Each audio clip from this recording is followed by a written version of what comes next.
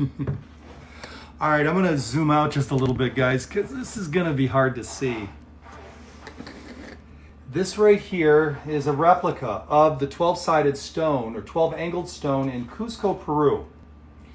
And it is actually 5 feet by 4 feet. Now, this is the thing and it's in a wall, a huge fortress wall. That's what they say. It's a tower. There's no gates, no remnants of gates or openings, so they think it's a fortress and not a castle, something that you would easily enter into and out with multiple. This is part of that, what's left over of the megalithic structure that in one part was about 15 feet high or so. It only goes up so high and all the way around a city block. That's what this is from. And this is the 12-sided stone. This, of course, is way smaller than the original, or this is smaller than the original. The original is 5 feet by 4 feet. Now, it's got 12 angled, and there's rocks around it that fit in this. What's crazy about this, look at the length. What we found out was it's 7 feet deep. So all 12 of these angles, all these sides that are produced have to go all the way back 7 feet, and the corresponding rocks, which are varied, they're not straight, they're all varied, you take a look at it, just look up, Google right now, 12-sided, 12-angled stone, Cusco, Peru, or just Peru. You'll see a picture of it. We do have a picture in it, for tonight, but so it does have a nub down here. Megalithic stones have either 0 nubs, 2 nubs, or 1. This one has 1. Some have said that this is for the lifting of it, like a handle. Problem is that some of these megalithic stones don't have one. Some of our guides said it was not to do with lifting, and they felt it was symbolic, ceremonial, or something, something different than for lifting. But we don't know. Now, this is what's crazy about this. This thing weighs 6 tons. Do the math. 2,000 pounds a ton. 6 tons. How many pounds does that make? Now remember, it says up here that the type of class this is a learning class. So let's see how much you learned. 6 tons, 2,000 pound a ton. How much did this rock weigh?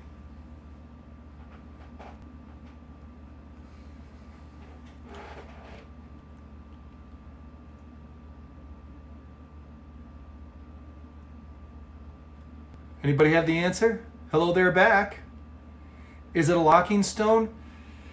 No, it's just one stone among others. Oh, I see what you're asking. I can't answer that definitively. I mean... 12. Somebody answered 12.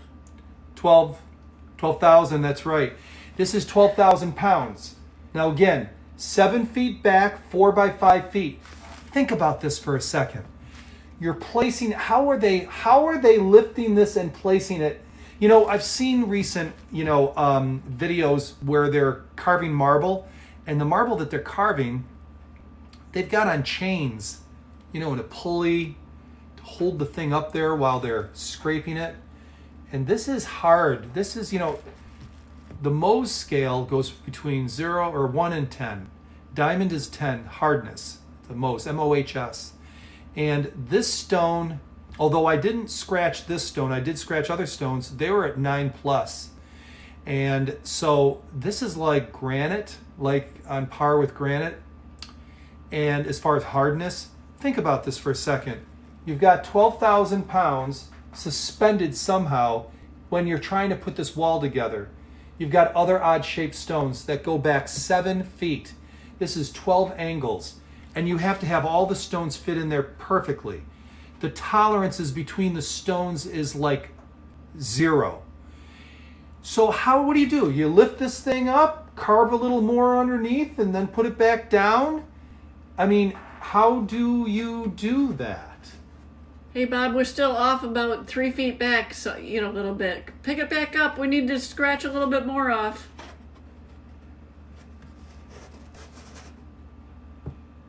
How do you do it?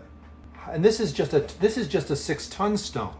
But what's unique about it, and this is in the wall in Cusco, Peru, is that it's got 12 angles or 12 sides. It doesn't have 12 sides. I think that means it's got 11 sides or something.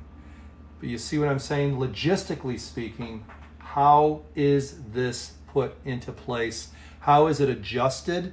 You know, if it was only a stone that went back this far or this far, that'd be one thing. If it went back a couple feet, you know, but 7 feet deep this is in.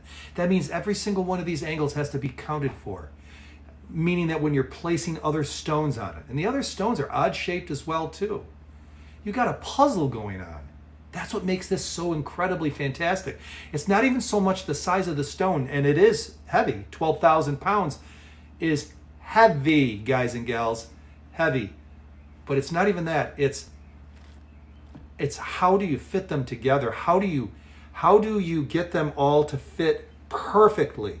You know, if there was a lot of like slop and the tolerances of the fit, you know, then you kind of loses a little bit of its mystique. Tell them what you measured them to be. The cracks.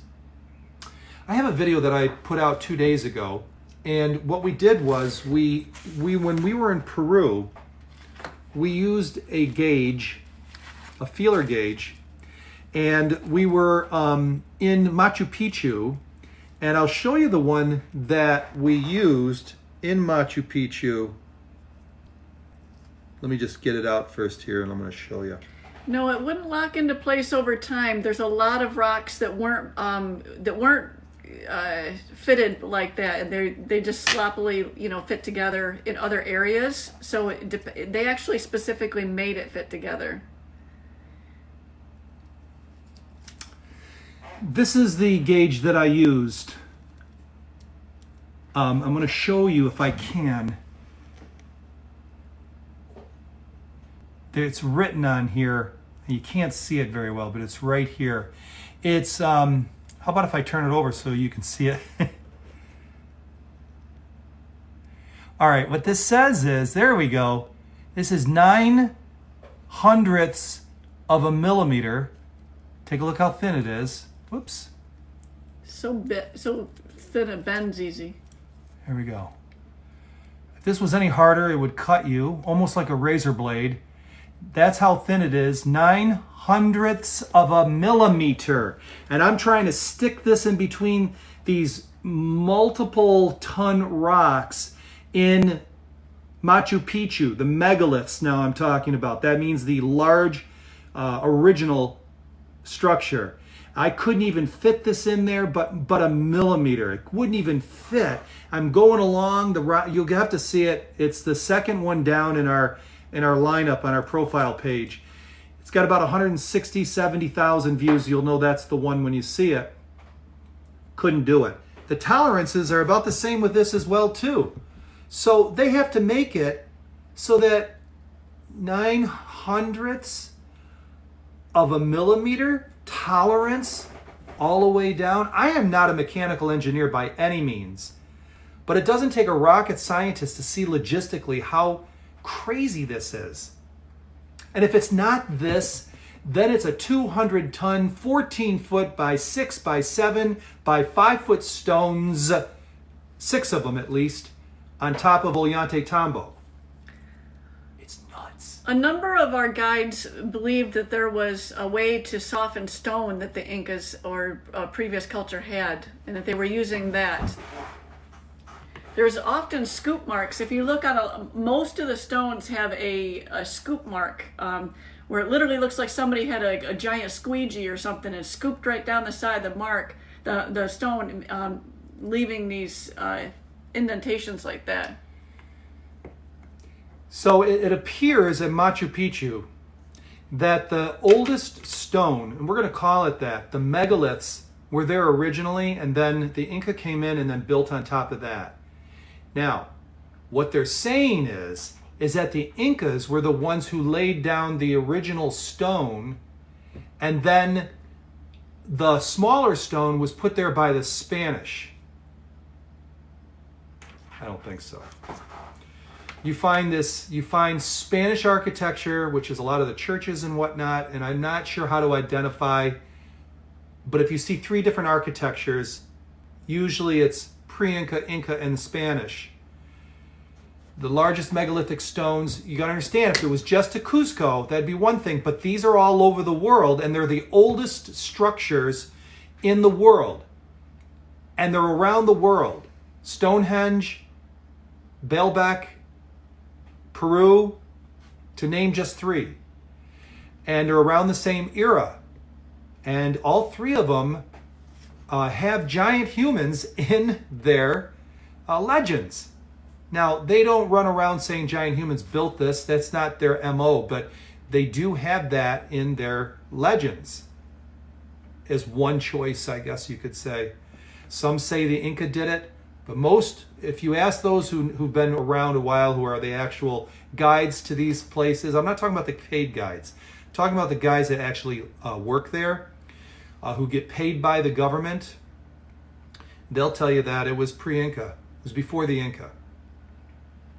So, a race of people, most likely, if you go with the creationist point of view, there were several generations perhaps after the flood, when the population began to multiply, and after Babel, where the dispersion was forced upon them. They went around the world building megalithic structures because they were still strong, they were still tall, they were still super intelligent, and they had technology of some kind. They built them, they abandoned them. The Incas came in the 1100s, and they built on top of them. Then in 1911, the gentleman from, I don't know, was it Great Britain or the United States, rediscovered it, so to speak. I believe the Spanish knew about it, didn't they? Or maybe they didn't see it. I think the Spanish did not know about it. I think they're the ones that this escaped their attention. So that's let's see how we doing. That's our presentation for the evening on this. We'll be doing some videos on this so you get a better look at this thing when I photograph it proper. So tomorrow morning we're going to do